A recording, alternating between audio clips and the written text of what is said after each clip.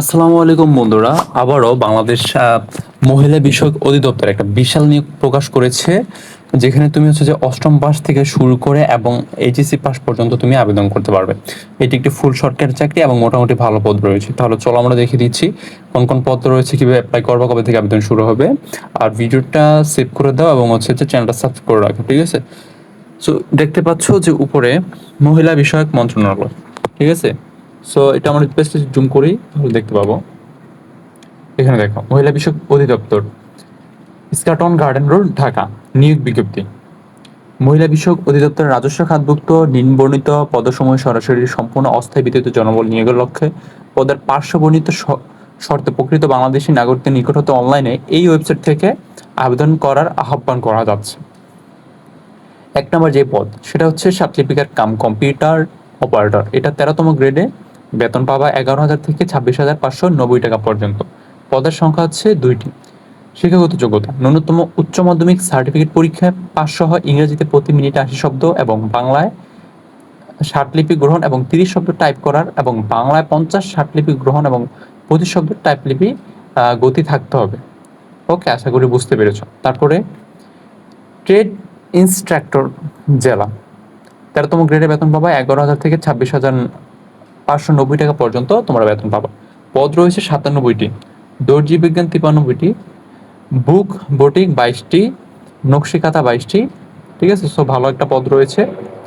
এখানে শিক্ষিত যোগ্যতা দেখাও, সরকার কর্তৃক অনুমোদিত কোনো প্রতিষ্ঠান হইতে সংশ্লিষ্ট ট্রেডের ন্যূনতম ডিপ্লোমা এবং যে ট্রেডে ডিপ্লোমা কোর্স চালু হয় নাই সেসব ক্ষেত্রে ন্যূনপক্ষে 10 বছর অভিজ্ঞতা সনদপত্র। মহিলা প্রার্থীদের অগ্রাধিকার দেওয়া হবে। তারপরে আছে ষাট লিপিকার কাম কম্পিউটার অপারেটর, 14তম গ্রেডে বেতন পাবা, বেতন স্কেল 10,200 থেকে 24,680 টাকা পর্যন্ত। 6টি পদ রয়েছে। শিক্ষাগত যোগ্যতা: ন্যূনতম উচ্চ মাধ্যমিক সার্টিফিকেট পরীক্ষা 500, ইংরেজিতে প্রতি মিনিটে 70 শব্দ 60 লিপি গ্রহণ এবং 28 শব্দ টাইপ করার, বাংলা প্রতি মিনিটে 45 শব্দ 60 লিপি গ্রহণ এবং 25 শব্দ টাইপ করার গতি থাকতে হবে। তারপর আছে ডে কেয়ার ইনচার্জ, 14তম গ্রেডের, 10,200 থেকে 24,680 টাকা পর্যন্ত বেতন পাবা। পদ রয়েছে 25টি।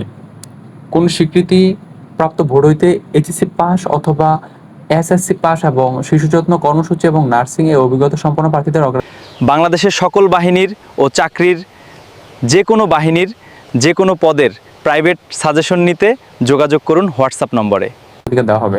কেবলমাত্র মহিলা প্রার্থীদের বিবেচনা করা হইবে। আশা করি তোমরা বুঝতে পেরেছো। তারপরে যেটা হয়েছে অফিস সহকারী কাম কম্পিউটার মুদ্রাক্ষরিক, 16তম গ্রেড। এই দেখো ভাই, অফিস সহকারী কাম কম্পিউটার মুদ্রাক্ষরিক পদে 163 জন লোক নিবে। বাবা যায়, কত বড় বিশাল পদ! এই অফিস সহকারী পদে কিন্তু আমাদের কাছে চূড়ান্ত সাজেশন আছে। নেওয়ার জন্য জাস্ট হোয়াটসঅ্যাপ নাম্বার নক করো। স্ক্রিনের উপর হোয়াটসঅ্যাপ যে নাম্বারটা, এই নাম্বারে আমাদের নক করলে তোমরা একদমই কম টাকায় আমাদের থেকে চূড়ান্ত সাজেশন নিতে পারবা।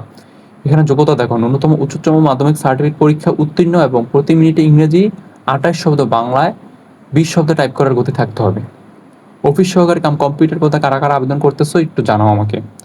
তারপর আছে অফিস সহায়ক, 20তম গ্রেড, বেতন 8,250 থেকে 20,010 টাকা পর্যন্ত। 438টা পদ রয়েছে। বাবার এই বিশাল একটা পদ। ন্যূনতম অষ্টম পাশে তোমরা অফিস সহায়ক পদে কিন্তু আবেদন করতে পারবা। সো অফিস সহায়কে কারা কারা আবেদন করতেছো একটু জানাও, এবং অফিস সহায়কের যদি চূড়ান্ত সাজেশন প্রয়োজন হয় তাহলে আমাকে এখনই হোয়াটসঅ্যাপ নাম্বার নক করো।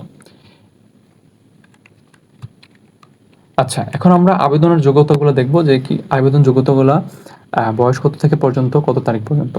আবেদন ফর্ম পূরণ এবং পরীক্ষা অংশগ্রহণের ক্ষেত্রে নিম্নবর্ণিত শর্তাবলী অবশ্যই পূরণ করতে হবে। নিচে লেখা আছে, সকল পদের প্রার্থীর ক্ষেত্রে 1/7/2026 খ্রিস্টাব্দে তারিখ বয়সসীমা 18 থেকে 32 বছর হতে হবে। ট্রেড ইনস্ট্রাক্টর জেলার ক্ষেত্রে সর্বোচ্চ 35 বছর পর্যন্ত আবেদন করা যাবে। বয়স প্রমাণের ক্ষেত্রে এফিডেভিট গ্রহণযোগ্য নয়। আবেদনকারীকে তার অর্জিত সঠিক সর্বশেষ শিক্ষাযোগ্যতা আবেদনপত্রে উল্লেখ করতে হবে। অর্জিত শিক্ষাযোগ্যতা গোপন রেখে পরবর্তীতে তা প্রকাশ করলে, পদোন্নতি বা কোনো বৈধ সুবিধা দাবি করলে তা গ্রহণযোগ্য কিন্তু হবে না। আশা করি তোমরা বুঝতে পেরেছ। তারপর ঘ নাম্বার, সরকারি, আধা সরকারি, স্বায়ত্তশাসিত প্রতিষ্ঠান চাকরিরত প্রার্থীদের অবশ্যই যথাযথ ডকুমেন্টস দেখাতে হবে। ঘ নাম্বার, চাকরির আবেদন ফর্মে অ্যাপ্লিকেশন কপি সর্বশেষ শিক্ষাগত যোগ্যতা সহ যোগ্যতা উল্লেখ করতে হবে। অন্যথায় নির্বাচিত হলে চাকরির আবেদনে উল্লেখিত সনদ ব্যতীত শিক্ষাগত যোগ্যতার সনদপত্র অন্তর্ভুক্ত করার সুযোগ থাকবে না। নাম্বার, নিয়োগের ক্ষেত্রে সরকারের বিদ্যমান বিধিবিধান এবং পরবর্তীকালে সংক্রান্ত বিধিবিধান সংশোধন তা অনুসরণ করা হবে। ঠিক আছে, তারপর নাম্বার, সমগ্রেডভুক্ত একাধিক পদের পরীক্ষা একই সময় এবং একই ভেন্যুতে অনুষ্ঠিত হতে পারে, বিধায় একজন প্রার্থীকে সমগ্রেডভুক্ত একাধিক পদে আবেদন করা নিরুৎসাহিত করা হলো। আশা করি তোমরা বুঝতে পেরেছো যে হচ্ছে যে যারা চাচ্ছ অফিস সহায়ক আবেদন করবে এবং হচ্ছে অফিস সহায়ক প্লাস হচ্ছে মুদ্রাক্ষরী কম্পিউটার অপারেটর আবেদন করবা, তারা কিন্তু ভুল করবা, কারণ একই দিন পরীক্ষা হতে পারে, তার জন্য এটা নিরুৎসাহিত করা হয়েছে। এখন আবেদন সংক্রান্ত এখানে দেখো, এই ওয়েবসাইট থেকে তোমরা আবেদন করতে পারবা। আবেদন শুরু হবে 8/7/2026 খ্রিস্টাব্দে, মানে জুলাইয়ের 8 তারিখ থেকে আবেদন শুরু হচ্ছে। সকাল 10টা থেকে আবেদন করা যাবে এবং 28/7/2026 খ্রিস্টাব্দ পর্যন্ত কিন্তু আবেদন চলবে। 28 জুলাই পর্যন্ত কিন্তু তোমাদের আবেদন চলবে। ওকে, আবেদন করতে কী কী ডকুমেন্টস লাগবে, কী কী প্রয়োজন হবে, এখানে সব কিছু বিস্তারিত উল্লেখ করে দেওয়া আছে, তারপরে তোমরা একটু দেখে নিবে। ওকে, সো কারা কারা আবেদন করতেছো প্লিজ দয়া করে জানাও, এবং হচ্ছে যে চূড়ান্ত সাজেশন নেওয়ার জন্য আমাদের হোয়াটসঅ্যাপ নাম্বার নক করো। অফিস সহায়ক এবং অফিস সহকারী কাম কম্পিউটারে দুইটা গ্রেডে কিন্তু খুব ভালো একটা চাকরি, মানে হচ্ছে যে অষ্টম পাশে এটা মোটামুটি ভালো চাকরি, মোটামুটি না অনেক ভালো চাকরি, আর এসএসসি পাশে এটা খুবই ভালো মানের চাকরি, এইচএসসি পাশে। ঠিক আছে, তো দেখা হচ্ছে পরবর্তী কোনো ভিডিওতে, পরবর্তী সাজেশনে। ভালো থাকো, সুস্থ থাকো, আর যেটা বললাম সাজেশন নেওয়ার জন্য হোয়াটসঅ্যাপে নক করো। আল্লাহ হাফেজ।